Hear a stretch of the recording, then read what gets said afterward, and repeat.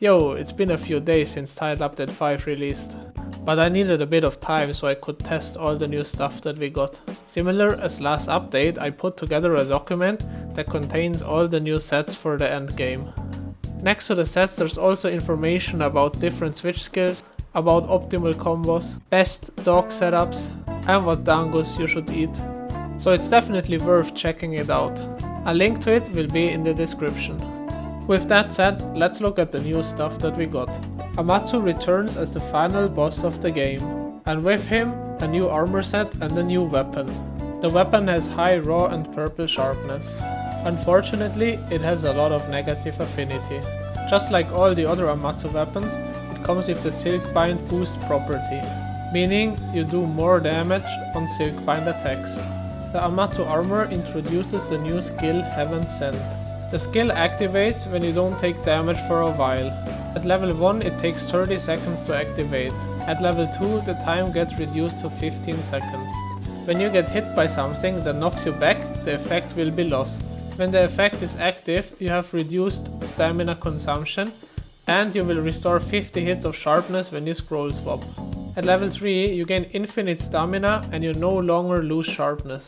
Heaven Sent can be used as an alternative to Master's Touch for sharpness management. It's actually super nice for Lance, but I will talk more about it later.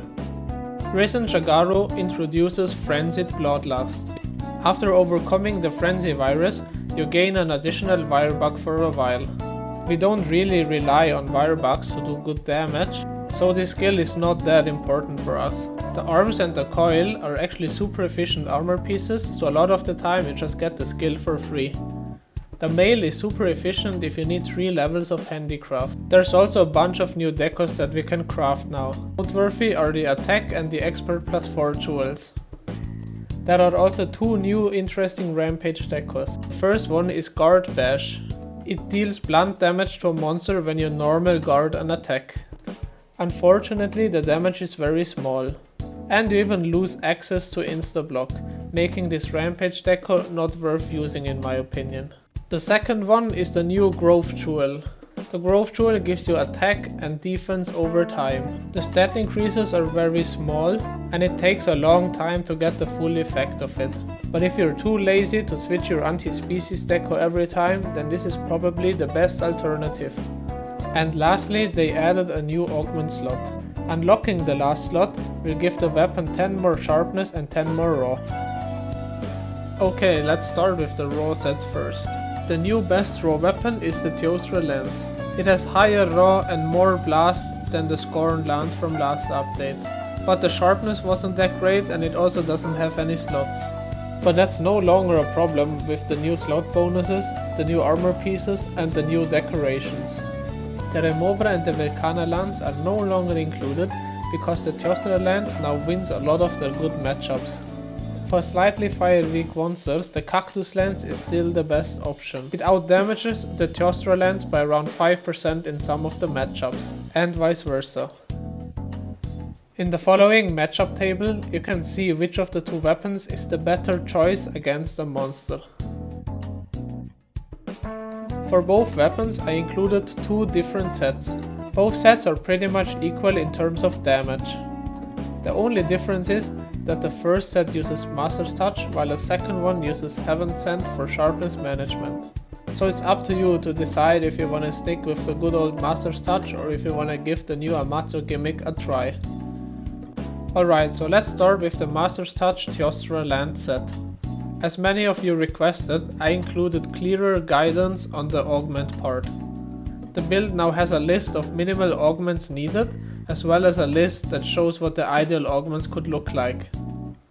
Similar to all raw sets, you wanna stay on the red scroll for the raw Mail of Hellfire buff. For the Rampage deco, you wanna try to use the anti-species deco if available. The build uses the new Risen Shagaru arms because they're super efficient if you wanna use Bloodlust. This means we get 1 point of Frenzied Bloodlust for free. It can pretty much max out all the damage skills, get to 100% affinity and still have 30 hits of purple for Master's Touch. As you can see, there's also 1 point of Heaven Sent in the set.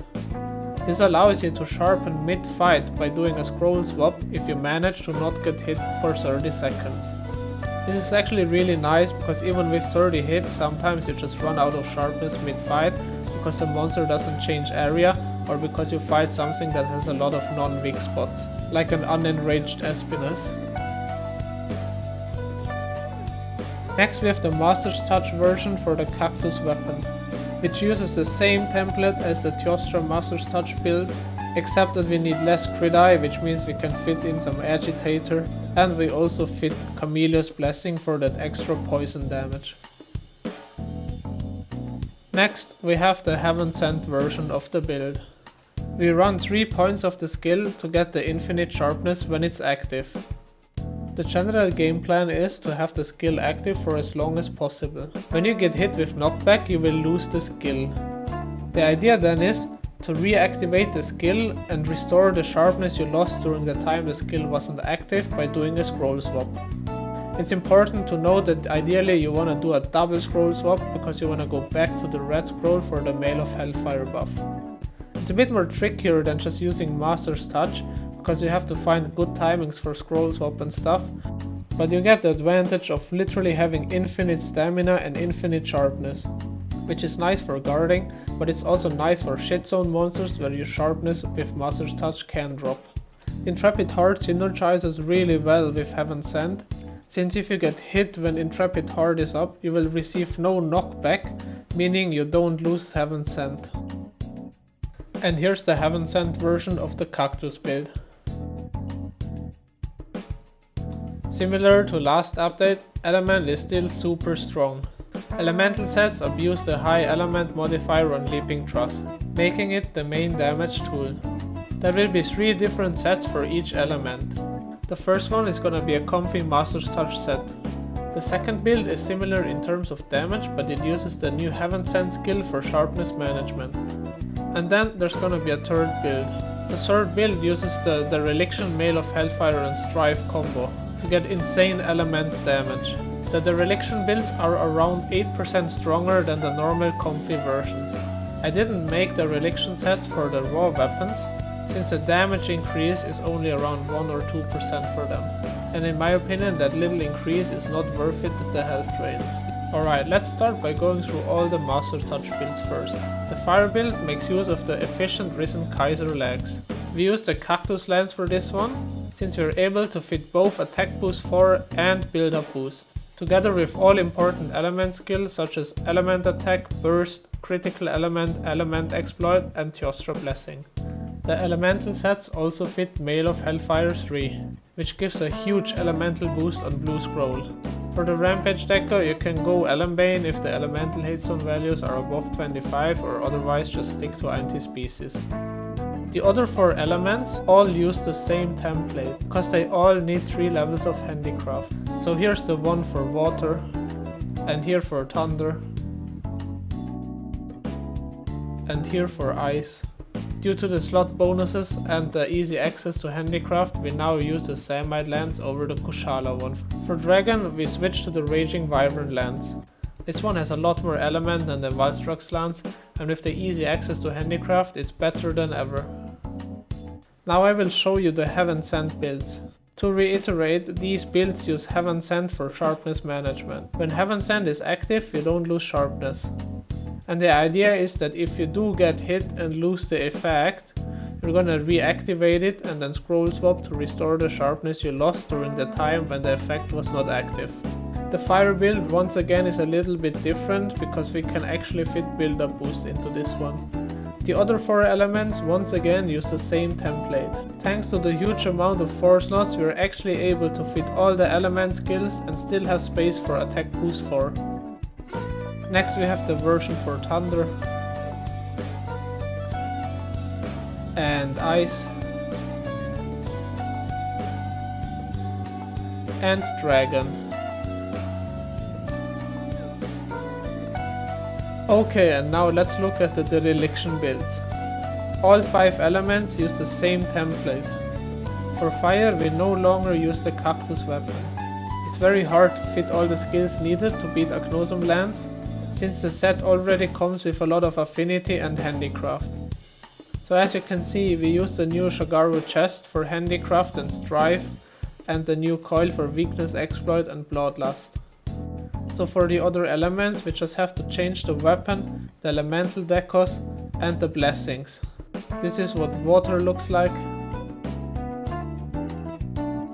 And this is thunder. And this is ice. And finally, dragon.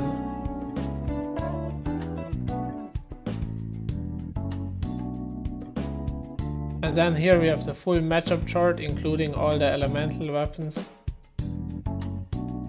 Yeah, and I think that was already everything. If you want all of this but a bit more in detail, I highly recommend you check out the written guide.